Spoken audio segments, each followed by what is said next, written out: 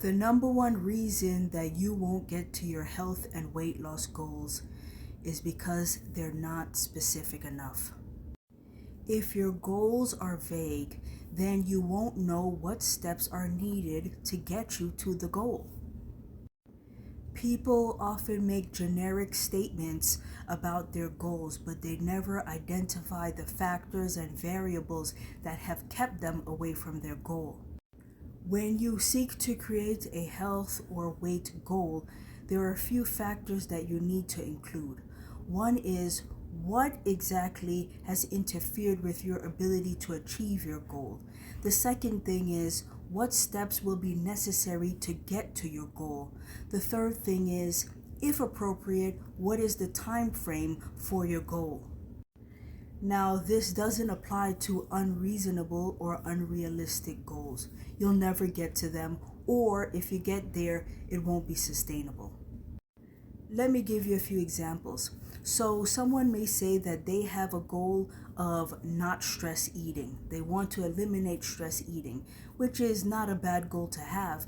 However, it's a very vague statement and it doesn't really identify all of the factors behind their stress eating. And because of that, they're not going to know which way to turn to implement a plan that's going to be effective at getting them to their goal. So if you have this kind of goal, you need to identify under what circumstances specifically do you find that you're stress eating, and then create a plan around that. For instance, you find that first thing in the morning when you get to work and you check your emails, if you have a lot of emails, it really makes you anxious and stressed out, and the first thing you do is walk to the break room and eat all the cookies in the break room. Well, that's a lot more specific in regards to the variables at play with your stress eating. So your plan needs to be around what steps you can take to help eliminate these stress factors that are contributing to your eating when you're not hungry but under stress.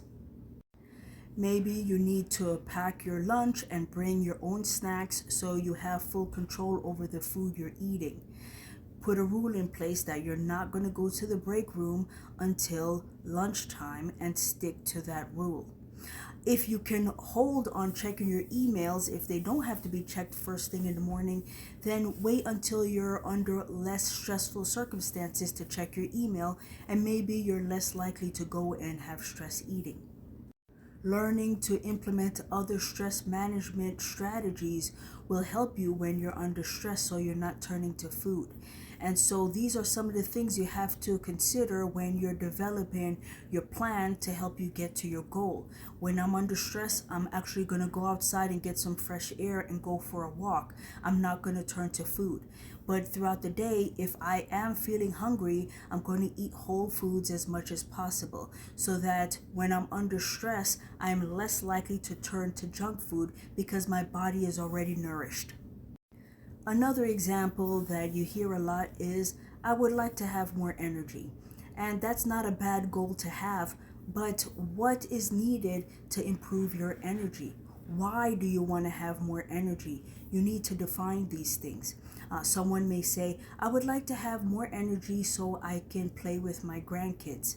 Well, being able to play with your grandkids involves a lot of things.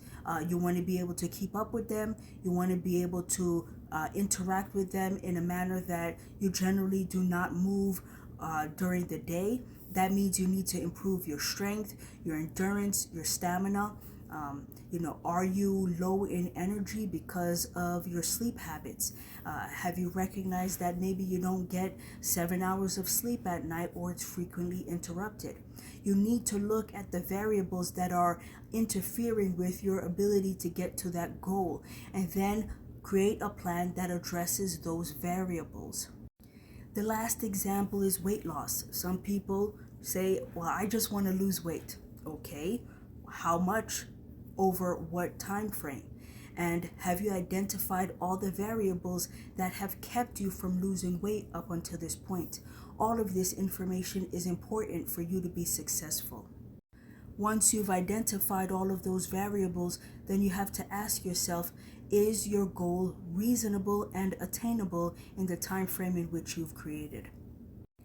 The point I'm trying to make is that any reasonable goal is attainable. If you're having a hard time getting to your goal, it is likely because the goal is not specific enough.